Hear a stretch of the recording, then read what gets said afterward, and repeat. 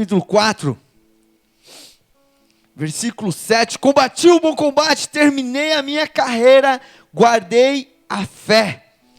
E cara, eu orando o tempo todo, porque não sei quanto vocês, mas essa semana está sendo muito agitada, esses últimos dias está sendo muito agitado para mim, não sei vocês como está, mas algumas pessoas que estão próximas a mim também estão caminhando do mesmo jeito, com muitas dúvidas, com muitos questionamentos, como que eu vou fazer isso, como que eu vou resolver isso, e agora, acabou a temporada, o que eu faço? A galera que é empresária da igreja está falando assim, puxa, e agora? Vamos fazer como? Agora o movimento dá uma caída, agora a coisa dá uma mudada.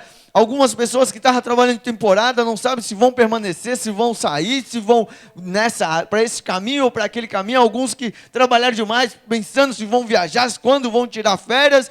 Então, não sei quanto vocês, mas para nós está muito, muito nítido, muito forte isso aí. É só conosco que está acontecendo isso? Tem mais alguém aí que está nessa agitação, nessa preocupação? Aleluia! Glória a Deus que somos normais. E aí eu orando, cara, e eu falei assim, meu Deus, eu tenho que ministrar hoje. E minha cabeça muito longe de pensar em ministração, pensando em tudo. Essa semana, sábado, agora eu vou estar participando da volta da Ilha de Santa Mara, a prova de canoagem, que eu estou treinando aí já tem uns, sei lá, desde o ano passado, estou treinando uma cara aí. E aí vai ser sábado agora. Eu falei assim, nossa, o Deus colocou para ministrar bem no final de semana. Eu entrei no descanso, eu treinei até hoje, de manhã não posso treinar mais. E aí eu falei assim, cara, da hora. Aí eu falei assim, puxa, pelo menos vai que ele tivesse colocado no domingo. Eu falei assim, meu Deus, o que vai ser eu pregar no domingo? Eu ia estar mais agitado ainda depois da prova, então eu ia estar morto. Como a maioria das provas que cai, eu emagreço. Eu estava olhando aquela foto, que pescoço gigante que colocaram a foto. O Fábio esticou aquilo lá, né? Cara magro, não gosta de ser chamado magro, né? Ontem eu estava vindo no carro e o Taylor vinha chateado porque chamaram ele de gordo. Eu falei assim, cara, ninguém me chama de gordo, cara. Eu queria que chamasse de gordo. Chama de gordo, cara. Né? É horrível. A pessoa que é gorda, ela não quer, ela quer aparecer a alegria dela quando fala que o pescoço dela está comprido. Né? Do magro apareceu o pescoço demais. Eu falei assim, meu Deus, que coisa horrível que está aquilo lá. Mas brincaram, não, está horrível o negócio. Nossa, cara, só tem pescoço. Tá muito estranho, Fábio. Da próxima você dá um toque na parada, assim, pra me dar uma baixada. Né? Nas próximas fotos que eu vou fazer agora, eu vou fazer assim. Tá ligado? Tipo, vou dar uma baixada que aí controla um pouco mais. Né? Só tem pescoço, cara, meu. Misericórdia. Então, são coisas que a gente tá muito, parece que muito fora. Parece que a gente tem uma vida... Quem vai ministrar, a minha impressão que quem ministrava, quem trazia a palavra, eram pessoas que estavam o dia todo em consagração, estava a sua vida em leitura, a sua vida em jejum, em monte, 5, 6 vezes por semana. E aí vem, não, tu tem que ministrar desse jeito, tu tem uma vida normal, tu faz coisas normais e ainda vai compartilhar daquilo que Deus está fazendo na tua vida. Aleluia! E através disso o Espírito Santo faz algo sobrenatural e conecta eu e você na mesma coisa, porque nós caminhamos numa casa profética. Glória a Deus! Isso que é muito doido, porque a gente fala de casa profética em toda essa situação e na real acha que é uma tendência. Acha que é só uma moda ou é então um slogan, igual quando vai se preparar uma empresa, então qual que é a visão da empresa? Aí o cara vai lá e faz a visão da empresa. Qual que é os objetivos da empresa? Aí o cara vai lá e monta os objetivos e trabalha em cima daquilo. E aí acha que uma igreja profética, apostólica profética, foi o slogan que o David fez um curso de coaching empresarial e montou toda a visão, montou a ótica. Então é só mais um slogan de profético. E cara, é muito mais louco, é muito mais além da nossa visão micro, da nossa visão macro, que tem que caminhar na visão macro de Deus, aleluia. Cara, a gente tem caminhado e Paulo vive num momento muito como esse, assim. Paulo está opresso. Quem não tem noção de que está acontecendo aqui em 2 Timóteo, aqui é a segunda carta que Paulo está escrevendo, aqui ele está praticamente assinando um atestado de morte dele. Ele está dentro de uma cadeia, dentro de um local que depois você procurar em alguma foto e tal, na minha Bíblia aqui tem uma fotinha da prisão de Marmetina, em Roma. É uma prisão onde é praticamente um calabouço e desce uma escada. E ele estava preso sobre o governo de Nero. Nero, eu tenho para mim que ele ensinou a Satanás como matar gente. Nero foi um cara que Satanás não possuiu o corpo dele e fez algo. Não, Nero chegou para Satanás, você está viajando.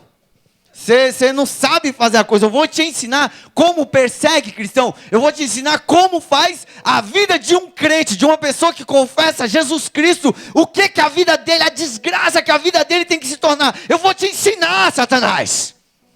E ele fez isso. 58 a 67 aproximadamente depois de Cristo. Nossa, eu acho da hora quando eu faço isso. Então, logo nesse momento, Nero é o imperador de Roma e ele está perseguindo uma das atrocidades de Nero.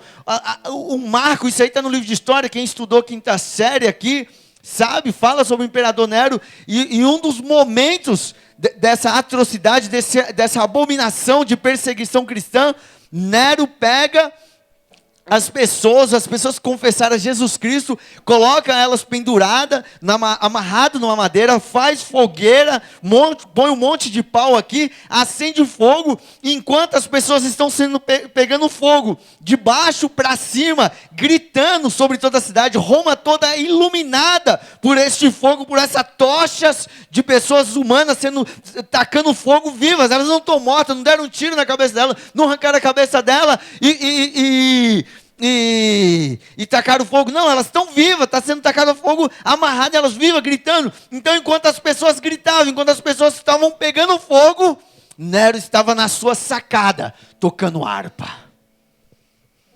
Era essa perseguição que Paulo estava vivendo, era essa dificuldade realmente que Paulo vivia. Era algo que você olhava e falava assim, realmente está difícil ser crente. Não tem nada a ver com a dificuldade que nós vivemos hoje, onde chegamos numa igreja fantástica, numa cidade fantástica, onde falar de Jesus é bom, onde falar que ir na igreja, você é bem visto, aonde você chegar num emprego, numa entrevista de trabalho hoje, e falar que você é cristão, é bom isso, porque você não bebe, você não fuma, já é um bom caminho isso aí, não é isso, empresários? Você fica falando, poxa, a pessoa que fuma, a pessoa que bebe, ela vai ter o sistema nervoso um pouquinho mais para cima. A pessoa que fuma, ela tem que, a cada 5 minutos, ela tem que sair. Então, no total do dia, meu patrão que fazia essa matemática, tá, gente? Mas ele fazia essa matemática. Então, a pessoa que fuma, a cada 1 hora, ele fuma um cigarro. A pessoa que fuma pouco, né? Fuma meia cartela de cigarro por dia. Então, a cada 1 hora ela fuma um cigarro. Se a cada 1 hora ela fuma um cigarro, cada cigarro para ser consumido demora mais ou menos 5 minutos, é isso? 5 minutos vezes 8 horas, dá 5 vezes 8, 40. Praticamente 1 hora, porque aí depois que ela terminou de escovar, de fumar, ela vai lavar a mão, vai fazer alguma coisa. Então, praticamente das 8 horas dela que ela trabalha, 1 hora ela passa fumando. Então o cara fala hoje que é cristão, o empresário já fala assim, pô, eu tenho 1 hora a mais com esse cara. Então, hoje, falar que é cristão é bom, é ou não é? É isso, o empresário que é empresário vai olhar com essa ótica, né? Então, cara, não, Paulo está vivendo agora uma perseguição onde, cara, falar que é cristão, ele vai morrer. Quem fala que é cristão, quem confessa Jesus Cristo, nesse governo, nesse imperialismo romano de Nero, é morte para ele, é morte para os filhos, é morte para todo mundo, assim, e há coisas absurdas. E aí eu queria que vocês fossem lá, cara, não vamos ir não, eu vou falar só aqui mesmo, senão vai ir demais, mas está lá no livro de 2 Reis, depois você lê na sua casa, é a história de Salomão.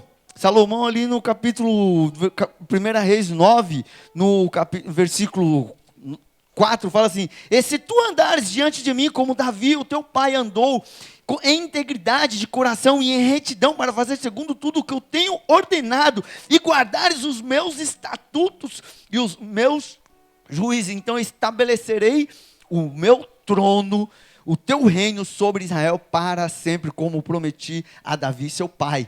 Aqui está tendo uma virada de chave, está tendo uma virada de tempo. Quando eu estava entrando na linha de casa profética, é porque nós vivemos caminhando em cima de virada de tempo, de virada de estação. Então quem está congregando, quem está caminhando conosco, você tem que entender isso, você tem que orar a Deus, para Deus colocar você dentro das viradas de chave, dentro das viradas de tempo.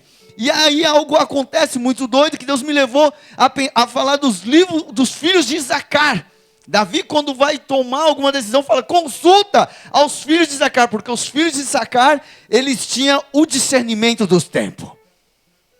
O que é discernimento do tempo? É entender o momento que estamos vivendo. Nós saímos de uma temporada onde nós orávamos para permanecer firme, onde nós oramos muito contra a prostituição, pornografia, pessoas recaindo, pessoas voltando a beber, pessoas voltando a se iludir demais com as festas, a pessoa começar a trabalhar demais e esquecer, e não conseguir estar indo à igreja. Então espiritualmente ela não consegue a mesma intensidade que agora nós vamos entrar. Agora entramos num momento onde parece que a gente dá para baixar a guarda agora. É só eu que estou com essa impressão? Dá uma impressão que você dá uma baixada de guarda, você fica um pouco mais... Agora está mais tranquila a cidade parece que dá aquela acalmada, o comércio dá aquela acalmada, então parece que você em casa você vai ficar um pouco mais à vontade, você vai agora começar a gastar o dinheiro que ganhou da temporada, você já vai começar a planejar uma férias agora, você vai começar a planejar a reforma que você vai fazer, você vai planejar a pintura, é isso? Aleluia! Vai começar um curso, quem está estudando, quem vai começar, agora todo mundo vai começar, vai engrenar o Brasil após o carnaval. Como se o Brasil para, até o carnaval o povo fica na expectativa, vai rolar e só funciona depois do carnaval. E agora parece que tudo entra, então tem uma virada, tem uma nova estação acontecendo. E aí quando eu orava nisso aqui, a Fernanda bem na hora pegou o microfone e falou, equibalo. Eu falei, mano, eu vou brasileirar, Deus está equibalando nós, cara. Deus está equibalando nós. A gente tem dois contextos muito diferentes aqui. Nós temos o contexto de Paulo, entendendo o propósito dele. Nós temos o contexto de Paulo dentro de uma prisão, prestes a ser morto, prestes a morrer, pelo aquilo que ele entendeu do propósito, pelo aquilo que ele entendeu de obediência. E nós temos agora aqui um rei, com um castelo fantástico, com uma estrutura maravilhosa, com uma palavra profética sobre a vida dele muito forte. Se obedeceres os mandamentos e os caminhos que o seu pai fez, eu estabeleceria um trono sobre a sua casa, sobre os seus filhos, sobre a sua geração. Eu vou estabelecer o trono de Israel. Você vai ser muito próximo, Salomão. Obedece os meus caminhos, obedece os meus mandamentos.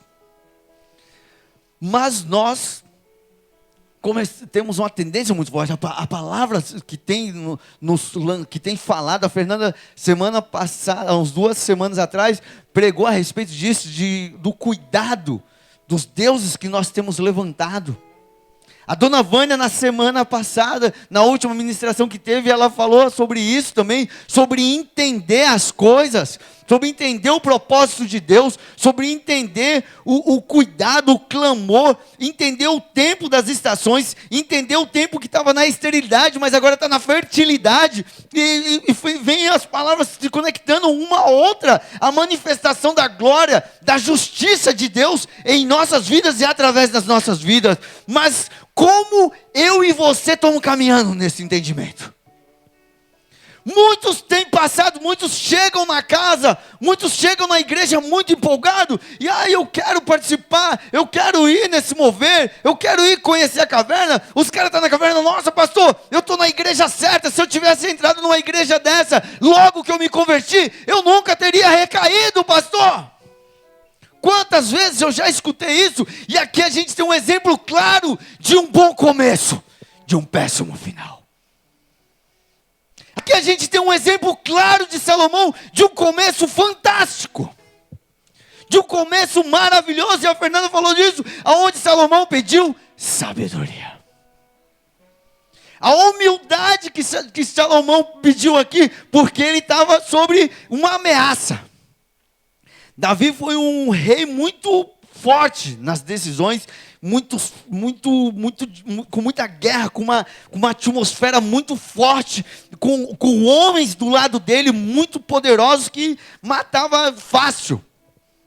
Depois vocês vão ler sobre os valentes de Davi, com uma lança, ele matou, uma queixada de burro, ele matou 300 caras.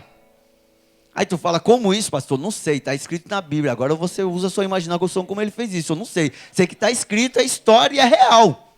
Aleluia! Do mesmo jeito que eu creio que Jesus Cristo existe, eu creio que esse cara com uma queixada de burro matou 300 peão. Como? Não sei. Né? Tem um outro cara que estava junto com ele, que é dos 3 valentes, que ele se posicionou no campo de lentilha, todo mundo fugiu e falou assim, já era. Ele se posicionou naquele campo, ele permaneceu ali, Deus me deu daqui, Deus vai me fazer permanecer sobre ele e vai trazer vitória. A Bíblia fala que naquele dia ele teve uma grande vitória. Diz que no final do dia a espada e a mão dele se tornou uma só peça. E ele venceu um exército inteiro sozinho. Como? Não sei. Assiste 300 que você vai ter mais ou menos noção do que foi essa batalha. Mas eram Leônidas da vida. 300 foi inspirado nessa fase. Então, quando falamos de caminhar em algo profético, quando falamos de caminhar numa palavra profética, é o discernimento e o entendimento de tempo. É o discernimento e entendimento, não é a condição que eu estou hoje, não é a condição financeira que eu estou hoje, não é o cargo que eu estou exercendo hoje na empresa, não é a função que eu estou exercendo hoje sobre a cidade, mas a palavra profética que Deus colocou sobre a minha vida, que vai definir realmente o que Ele é para mim. Salomão tem uma palavra profética onde ele fala, me dê sabedoria. Um dos irmãos dele tenta usurpar, tenta tomar o trono dele. O tempo todo o trono de Davi foi ameaçado, Absalão tentou tomar. Na hora que Davi já está acamado, já está de idade já com dificuldade de discernir, um dos filhos vai lá e fala assim, cara, vai ser sobre mim, eu vou ser o rei agora, Davi vai passar para mim. Então, Salomão pega o cargo nessa função, metade de Israel, já comemorando o irmão dele como rei. E de repente Davi vai lá, abençoa ele, Betseba vai até Davi, recebe a palavra, ouve o profeta, pega essa palavra, vai até Davi, você falou que Salomão seria o rei. Então, porque eu esqueci agora o nome dele, do rapaz. Mas por que ele que está tomando o trono agora? Aí Salomão fala, Davi dá todas as direções a Salomão. Salomão pega o trono debaixo dessa luta, já de pessoas olhando e falou assim, não era você o rei. Você não era para ser rei. Quem era para ser rei era o outro. Você fez uma manipulação. Então Salomão já entra nessa pegada já como opresso. E as pessoas já tentando provar ele. Será que ele vai ser um bom rei? Será que ele vai conseguir fazer o que Davi? Porque para os olhos de todo mundo era impossível alguém conseguir substituir a Davi. Davi era um cara insubstituível a ponto dos soldados dele olhar Davi. Não sai mais. Você é a luz de Israel. Você não pode sair. Você fica no castelo o tempo todo. Você não pode morrer. Até os dias de hoje, Davi é algo muito fora do normal para o judeu. Então Salomão pega o trono nesse formato, nessa opressão. Mas ele está em cima de uma palavra. E ele tem um bom começo. Ele está em cima de uma palavra onde o Pai abençoou, onde declarou que teu reinado, a tua palavra, se tu obedeceres os meus mandamentos, se tu andar no mesmo coração, no mesmo formato que teu pai andou, tu serás próspero. E ele fala, me dê sabedoria. E ele recebe a sabedoria, ele começa a ter discernimento, e ele começa a prosperar, e ele começa a ganhar muito, e ele levanta um castelo fantástico, e as pessoas que estão com ele são fantásticas, as pessoas que comem com ele, comem taças, tomam em taças de ouro, garfos de ouro. Imagina Viviane, os seus talheres, você só ter talheres de ouro para poder locar. Imagina o absurdo que seria isso. Salomão, o empregado de Salomão, tomava em taças de ouro. Tamanho absurdo da prosperidade que estava sobre ele. Só que nós, como seres humanos, somos frágeis na prosperidade. Nós somos frágeis na hora que a coisa está indo bem. Nós somos frágeis na hora que deixamos de discernir o tempo profético que Deus está colocando sobre cada momento. Então, na hora que a coisa começa a andar bem, na hora que o financeiro está bem, na hora que a saúde está boa, na hora que o casamento está fantástico, nós nos desarmamos. Nós abaixamos a guarda e falamos assim: eu não preciso estar todo dia na igreja. Eu não preciso ler. Eu preciso estar indo na igreja. Eu vou na igreja, preciso ir no domingo, vou na quarta. Já fui na quarta, já fui na quinta, não vou no domingo. Então a gente começa a se desarmar. A gente começa a ficar mais...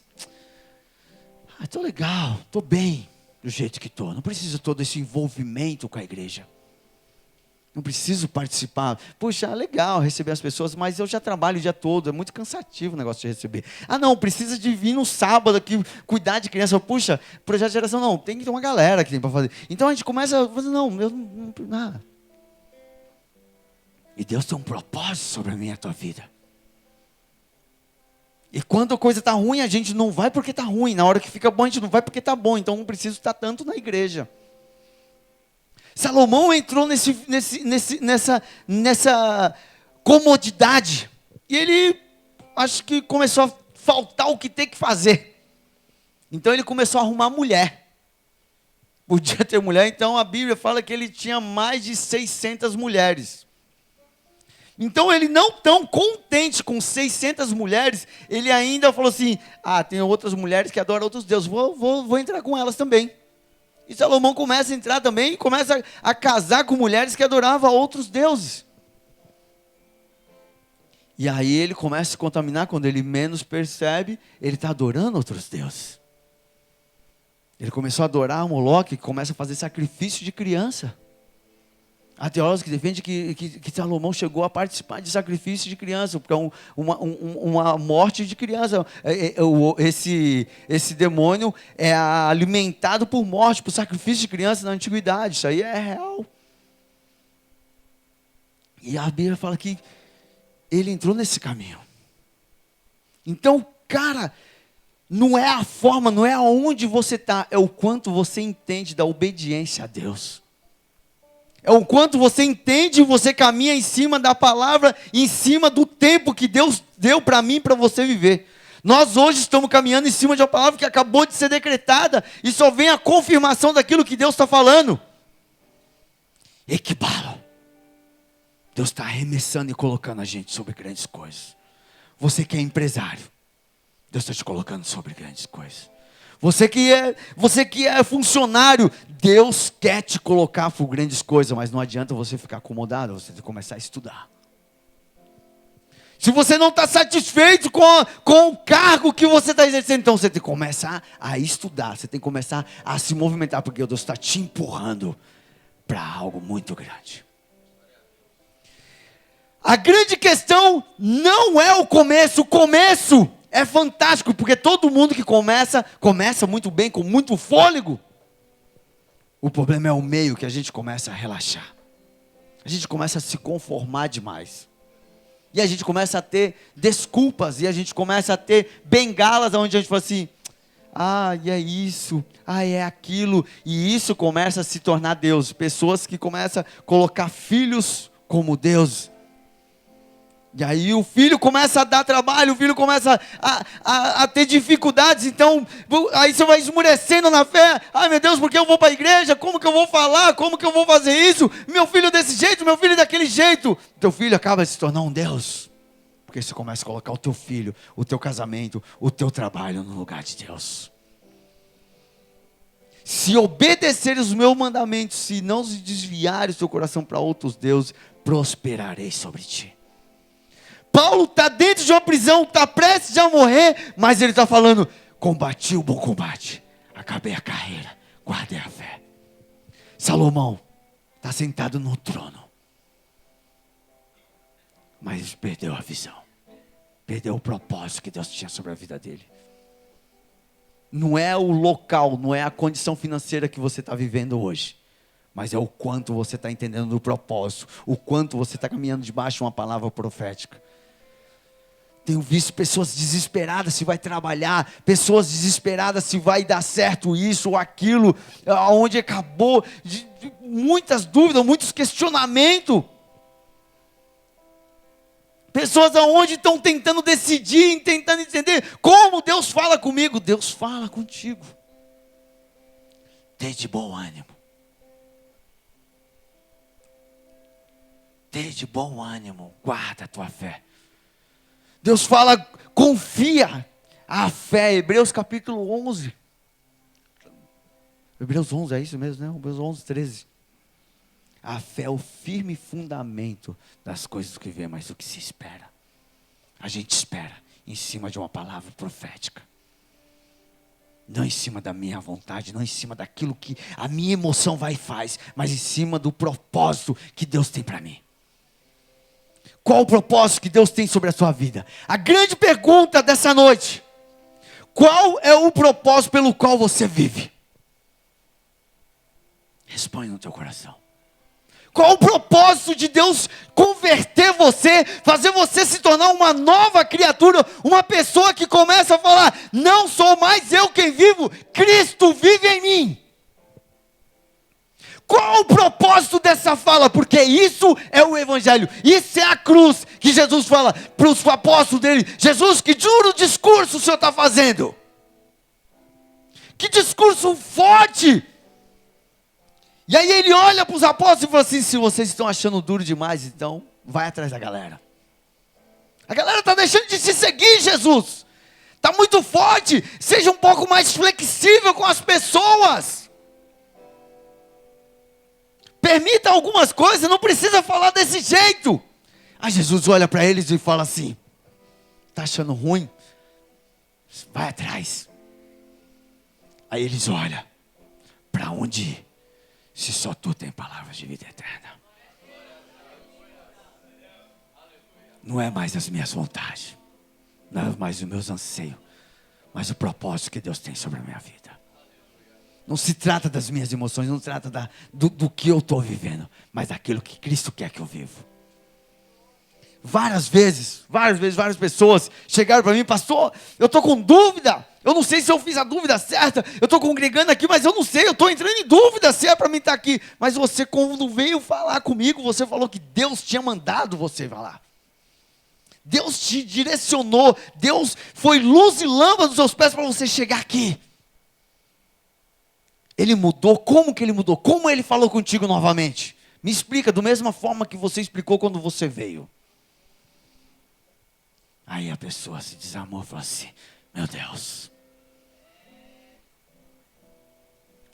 O trabalho que você está, você orou para estar nesse trabalho. E aí você fala assim, mas não é mais de Deus, eu vou pedir as contas. Não, não tem que pedir as contas. Você não orou por ele?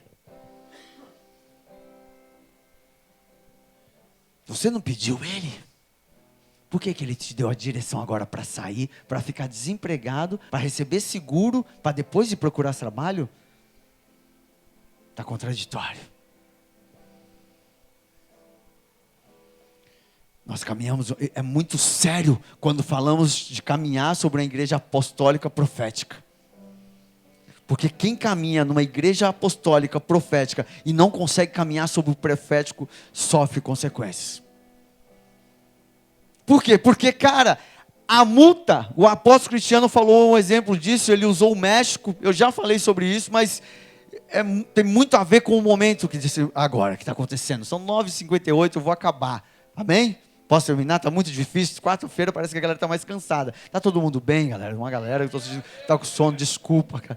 Eu gosto de dar mais risada, eu gosto de pregar, mas hoje parece que deu uma travada o negócio da risada. Foi mal.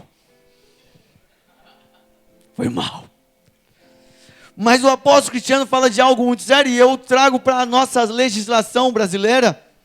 Por exemplo, se você comprar um carro agora, você ganha aí, a Tainá, a Giovana, recebe agora de alguma forma R$ 50.000. E aí as duas chegam e falam assim, cara, você compra um carro, eu compro um carro, demorou? Vamos comprar um carro. E aí vai lá, escolhe o carro, compra o carro, e aí elas pegam este carro e vão pegar e vão sair. O carro é delas, comprou com o dinheiro delas, ela pode sair ou não pode? É dela. Mas aí na hora que elas chegam na esquina, um policial para. Espera aí, vocês, pelo tamanho, pela feição de vocês, vocês não aparentam ter 18 anos. Vocês estão com habilitação? Elas, não, para que habilitação? Não preciso de habilitação, eu preciso comprar o carro, eu preciso ter o carro eu tenho. Tive dinheiro para comprar carro, o carro é meu. Não, o carro não é teu, sem habilitação você não pode. Teu carro agora está indo para o pátio, você vai ser preso o carro agora. É isso que acontece? Mas aí elas podem alegar e falar assim, mas seu policial, eu não sabia disso. Eu recebi o dinheiro, vi o carro e eu falei assim, puxa, estou indo com o carro para casa. O policial vai olhar para ela, a sua falta de conhecimento não invalida o carro ir para o pátio agora. Você vai para casa e o carro está indo para o pátio. A minha e a sua falta de informação do profético que Deus tem sobre a minha e a sua vida não anula as consequências de nós não termos a sensibilidade de ouvir a voz do Espírito Santo. O caminhar num profético, quando a galera começa a vir, eu estava indo na casa do Arthur, da Patrícia, há um tempo. Nenhum momento eu cheguei para eles e falei assim, ó, vai lá assistir culto. Acho que nenhuma vez eu falei isso. Eu não sei, eu não sei se é porque eu não tenho esse lance do evangelismo. Eu estou ali, cumprimento todo mundo normal, porque é normal, eu gosto de passar na casa. Eu estou indo para o Vistalino, de repente eu cismei de parar na minha irmã, e acabou. E eu comecei a parar na casa do Arthur lá, comecei a ir mais vezes lá, fui tomar café, depois comecei a ligar para ele, daqui a pouco começou a rolar um lance e de repente eles estão aí congregando com nós. Mas em nenhum momento eu falei, não, vem congregar com nós, Arthur. Vai lá, mano, tu não pode. A Aline, eu falei, em nenhum momento eu convidei a Aline para ir para a igreja. Mó cara que eu conheço a Aline, estava com ideia. Mas não, por quê? Não tenho esse. Eu acredito que várias pessoas fez convite. Mas indiretamente acaba rolando um fly, rola uma conexão, rola uma aproximação e fala assim, cara, a gente tem que andar junto. A gente tem que caminhar junto. Isso é o profético de Deus. Isso é caminhar debaixo do propósito de Deus. A grande questão que muitos passam aqui, muitos passam na casa de apoio. E acham que é simplesmente ter um casamento próximo, uma vida financeira maravilhosa. Acham que simplesmente quer deixar de usar droga. O problema não é a droga. O problema é não caminhar no profético de Deus. O problema não é a condição financeira, se está alta ou se está baixa. É se eu estou no propósito de Deus e se eu estou no profético de Deus. Quando eu estou nos dois, não importa se eu estou dentro de uma prisão, não importa se eu estou dentro de um palácio, eu estou vivendo a prosperidade de Deus. Quando eu entendo o profético de Deus, quando eu tenho o discernimento que os filhos de Isaacar tiveram sobre entender as estações e os tempos, falado por Dona Vânia aqui na última semana, eu anoto. Porque na hora que eu vou ministrar, eu tenho que caminhar no profético, eu estou em conexão com elas. Aleluia. A grande questão é se eu estou entendendo o propósito de Deus e discernindo o tempo de Deus. E ela falou aqui, José não tinha que ser preso, mas ele foi preso para ser preparado para um grande propósito. De repente a luta que você está passando hoje, as dúvidas que você está passando hoje, as dificuldades que você está passando hoje, está sendo um preparar. É isso, dona Vânia? Para o melhor de Deus para a sua vida, para aquilo que Ele tem sobre a sua vida. E nós começamos a murmurar sobre o tratamento de Deus sobre mim, sobre você. Nós começamos a esmurecer, a entristecer com a demora de Deus. E aí volto um pouco mais de pregações atrás e fazemos que nem Saul. Tomamos a frente e fazemos o que não é para a gente fazer. tomamos a frente. Ontem nós conversávamos, eu e o Marcão, o Maguinho, nós conversávamos sobre a nossa mão, sobre os nossos filhos, vai até aqui. O restante para lá é Deus. Muitas vezes nós queremos dar um passo à frente e tomar o lugar de Deus e falar assim, não, a gente vai fazer desse jeito. E Deus fala, não, você só vai até aqui, daqui para lá sou eu. Porque a Bíblia fala assim, em vão vigia o sentinela se o Senhor não guardar. A grande questão, que no meio da caminhada, a gente quer ensinar a Deus como ser Deus. Paulo está dentro da prisão, com o propósito de Deus.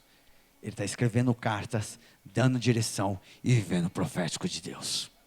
Salomão está na prosperidade. Está tudo funcionando muito bem. E longe, totalmente distante do que Deus estava vendo. Não estou falando que nós, por sermos crentes, temos que ter uma vida miserável, pobre. Estou falando de todos os sentidos, financeiro, emocional. Não estou falando que nós temos que ser perseguidos para falar que... Não tem nada a ver isso. Tem a ver com um propósito de Deus. Estudar, querer ter condição, querer ter casa própria, querer ter carro. Isso não é pecado, e não se conforma em viver assim. Você dizima, você oferta, Deus vai prosperar sobre a sua vida.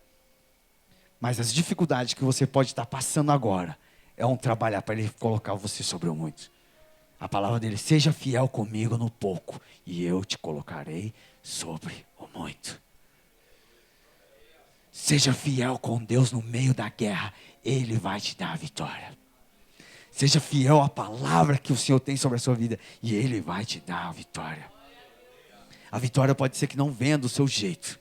Muitas pessoas acham que, na glória que eu vou ser próspero. Não estou te falando isso para você ficar incentivado e você querer buscar Deus por causa disso. Não, eu estou te dando uma afirmação de que a palavra garante isso. Assim como ela garantiu para Salomão. Se obedeceres os meus mandamentos e andar nos meus estatutos, te farei uma grande nação. Te colocarei sobre Israel, sobre o trono, firmarei os seus filhos, firmarei a sua descendência sobre as gerações. É isso que Deus está falando. Não estou te falando para você ficar pilhado e servir a Jesus Cristo, porque Salomão ficou pilhado com essa notícia.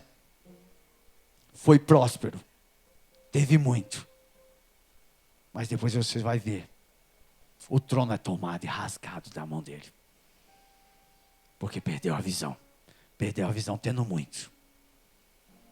A grande questão não é o começo, é da forma que permanecemos. Eu gosto de usar esse exemplo com corrida. A corrida é algo muito doido.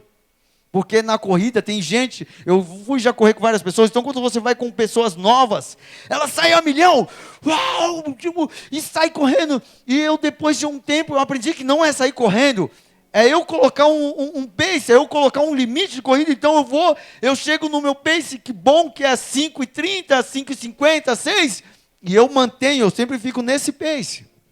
Que é a velocidade média, pace. E de repente, aquele menino que saiu no pace a 3, 4, lá no quilômetro 5, eu passo por ele e de repente ele está vindo mancando, porque ele não respeitou. Ele saiu muito bem, mas atropelou o tempo. Cuidado. Essa noite Deus está falando, cuidado com a pressa. Cuidado com a falta de discernimento do tempo. Ela te dá lesão lá na frente. Tenha o discernimento e o entendimento que não é a condição e não é o local que você está que vai te prosperar, mas é o quanto você está dentro da visão e do propósito que Deus te colocou. Aleluia. Curva os cabelos, feche seus olhos.